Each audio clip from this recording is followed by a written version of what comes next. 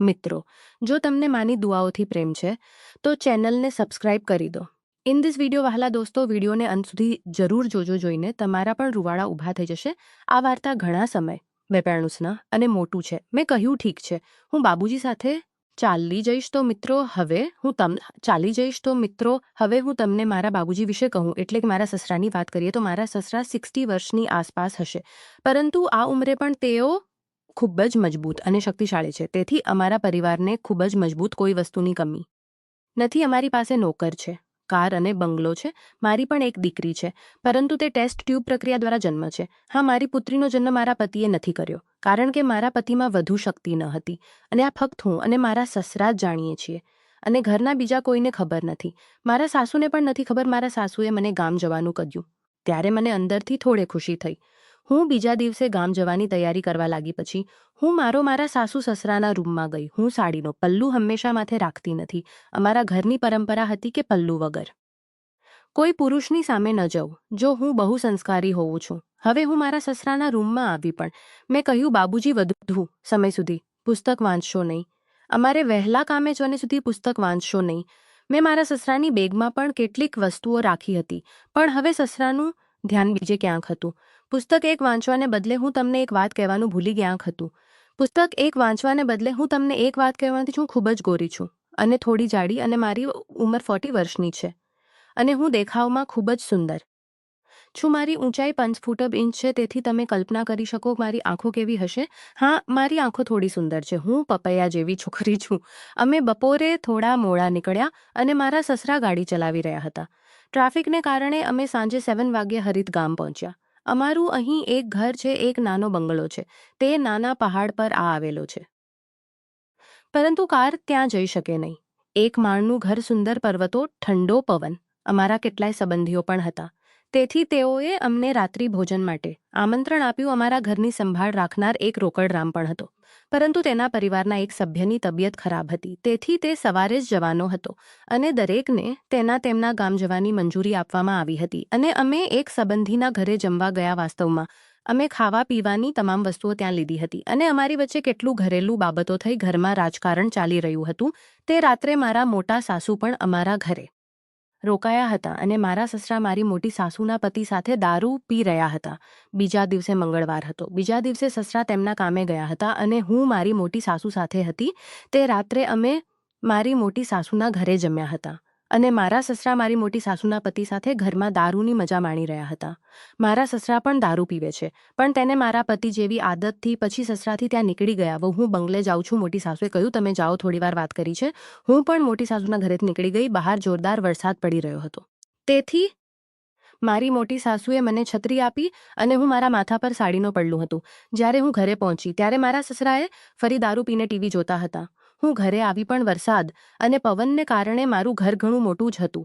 તે બંગલો હતો, પણ મને આ ઘર ગમે છે. નીચે એક હોલ હતો અને ઉપર કેટલાક રૂમ હતા, અને હું અંદર તરત જ મેં મારા સસરાને કહ્યું, દરવાજો અને બારીઓ બંધ કરો નહીં તો પાણી અને મચ્છર અંદર આવી જશે. પછી બાબુજીએ બારી અને બારણા બંધ કરી દીધા, અને પછી અચાનક ઘરની વીજળી ચાલી ગઈ. ચિંતા કરવાની કોઈ જરૂર નથી, કારણ કે અમારા નોકર પહેલાં જ મીણબત્તીઓ પ્રગટાવી ચૂક્યા હતા. મેં કહ્યું, બાબુજી, મારી થોડી મદદ કરો. બાબુજીએ કહ્યું, વહુ, હું તમને કેવી રીતે મદદ કરી શકું? મેં કહ્યું, બાબુજી, મીણબત્તી મારી સાથે લઈ જાઓ. બાબુજીએ કહ્યું, વહુઓ, ગમે તેમ નીચે જવું નથી, ચાલો ઉપરના માળે જઈશું. પછી અમે ઉપરના માળે રૂમમાં ગયા. બાબુજીએ ઘરના ખૂણામાં મીણબત્તી રાખી. પછી હું બાથરૂમમાં ગઈ અને બાબુજીને બોલાવીને કહ્યું, બાબુજી, અહીં આટલી બધી ગટર કેમ ખુલ્લી છે?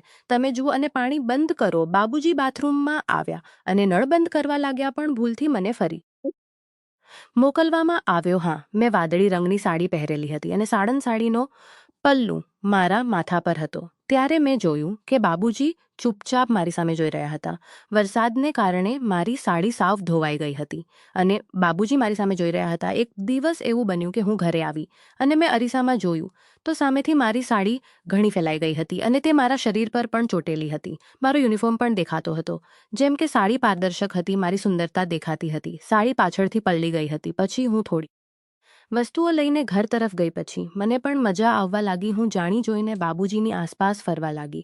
કોઈ બાને હું ઝાડુ મારતી વખતે બાબુજીને મારા દર્શન કરાવવા લાગી, અને બાબુજી પણ હંમેશાની જેમ છુપી આંખે મારી તરફ જોતા અને થોડીવાર પછી બાબુજી એટલે કે મારા સસરા ઘરે આવ્યા. હું ભીની થઈ ગઈ હતી. મારી સાડી બદલવી પડી. ત્યાં બાબુજી બેઠા હતા. ત્યાં એક અલમારી હતી. મેં મારા કપડાં કાઢ્યા અને એમાં અલમારીમાંથી રાખેલી બીજી લાલ સાડી બહાર કાઢી. આ રૂમમાં બીજો રૂમ હતો તો અને બીજી લાલ સાડી લઈને બીજા રૂમમાં ગઈ. બહાર સોફા પર મારા સસરા બેઠા હતા. બાબુજી મને સાડી બદલતી ત્યારે મેં દરવાજો ખુલ્લો રાખ્યો. ત્યારે મારા સસરા ચૂપચાપ મને જોઈ રહ્યા હતા. મેં પણ તેમને જોયા, પણ તેમની અવગણના કરી સાડી બદલતે મારી બંગડીઓના અવાજો આવતો હતો, જેના પર સસરાએ હોશ ગુમાવી દીધા હતા.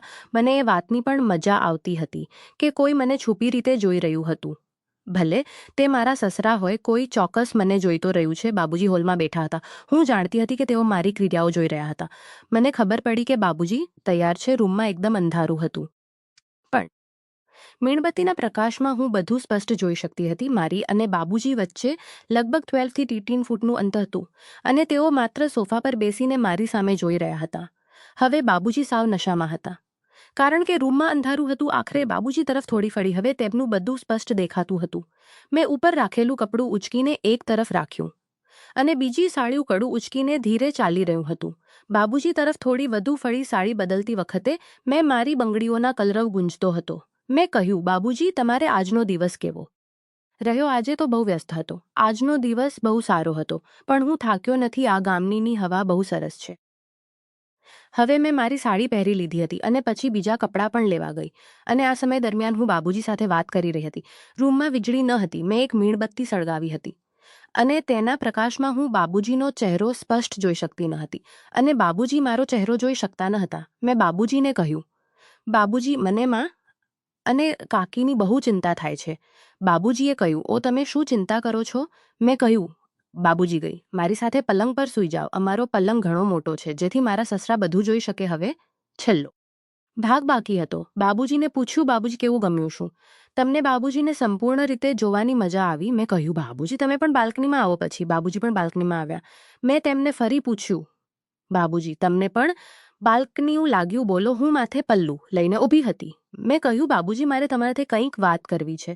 મેં કહ્યું, બાબુજી, મારે તમારી શું વાત કરવી છે? મેં કહ્યું, બાબુજી, યાદ છે જ્યારે પણ તમે તમારા મિત્રો અથવા મારા પતિના મિત્રો આવ્યા છે ત્યારે હું તમને તેમના માટે ચાલવાનું કહું છું? બાબુજીએ કહ્યું, હા બાબુજી, તમારા મિત્રો અને મારા પતિના મિત્રો મને તેમના કરતાં અલગ રીતે જુએ છે, પણ આમાં કોઈ વાંધો નથી. બાબુજીએ કહ્યું, બહુ તને બાબુજી, આ મામલો ફક્ત આપણી વચ્ચે જ રહેવો જોઈએ અને હું જાણું છું કે તમે પણ મને કેવી રીતે જુઓ છો, પણ કોઈ વાંધો નથી. મને તમારો દેખાવ ગમે છે. બાબુજી થોડીક વાર રોકાઈ ગયા અને પછી બોલ્યા, બહુ મેં ખુશ તો છો ને? મેં કહ્યું, બાબુજી, હવે ખરા મુદ્દા પર આવીએ. બાબુજીએ કહ્યું, હા શું વાત, સંકોચ ન કરો. મેં કહ્યું, બાબુજી, તમને લાગે છે કે હું ખૂબ જ ખુશ છું? હું મને અને હંમેશા તમને ખુશ જોવા માંગો છો? મેં કહ્યું, પણ બાબુજી, હું ખુશ નથી. બાબુજીએ કહ્યું, વહુ, હું તમને ખુશ રાખવા શું કરી શકું? હા, હું ખુશ છું કારણ કે અમે અમીર છીએ. અમારી પાસે બધું જ છે. કાર છે, બંગલો છે, પૈસા છે. બાબુજીએ પુત્રવધૂને કહ્યું, પણ અચકાવું નહીં. મેં કહ્યું, તમારા પુત્ર બાબુજી, પુત્રવધૂ પણ અચકાવું નહીં. મેં કહ્યું, તમારા પુત્ર બાબુજી, પુત્રવધૂ મને કહે છે કે મારા પુત્રની શું સમસ્યા છે? મેં દરેક વ્યક્તિ ફક્ત એક કાર અને બંગલો હોવાને કારણે ખુશ નથી. સાચું સુખ પતિની સાથે છે. બાબુજીએ કહ્યું, વહુ કહો, તે મારી સાથે કંઈ નથી કરતો. હા બાબુજી. કહ્યું, વહુ, મેં કહ્યું છું એટલે કે સાસુ સાથે કંઈ પણ કરી શકતા નથી. તે ઘણા વર્ષોથી તમને કંઈ પણ કરી શક નથી ને તો તમારી પત્ની તરફથી ને તો કોઈ બીજી સ્ત્રી તરફથી. બાબુજી શાંતિથી સાંભળી રહ્યા હતા. મને કહ્યું, મને ખબર છે કે તમે મારી સાથે ક્યારે આમ સાંભળી રહ્યા હતા. મેં કહ્યું, મને ખબર છે કે તમે સાથે ક્યારે આમ જુઓ છો. મને ખબર પડે છે કે આજે જ્યારે હું તમારા રૂમમાં આવી છું તો તમે મને જોઈ રહ્યા હતા. જ્યારે હું એક પુસ્તક વારી ગયા અને મારી પાછળ આવ્યા અને મારું શરીરને માથું મારવા લાગ્યા અને ધીમે ધીમે મારા પેટથી કમર સુધી આવીને તેણે સીધું જ આગળનું પગલું ભરી લીધું અને હજી બાલકનીમાં જતા સામે કશું જ ન હતું. ચારે બાજુ ખાલી પાડ અને ગાંઠ અંધારું હતું. એટલે બાબુજીએ કહ્યું, બહુ, તમે તો બહુ સારા છો. તમે મારી સૌથી વહાલી વહુ છો. મેં કહ્યું, અરે હવે બાબુજી પોતાના પર કાબુ ન રાખી શક્યા અને અરે હવે બાબુજી પોતાના પર કાબુ ન રાખ. ત્યારે બાબુજીએ કહ્યું, હો, તમે એકદમ અનોખા છો. મેં કહ્યું, ઠીક છે. તમે એકદમ અનોખા છો. મેં કહ્યું, ઠીક છે બાબુજી, મને એવું જ લાગે છે.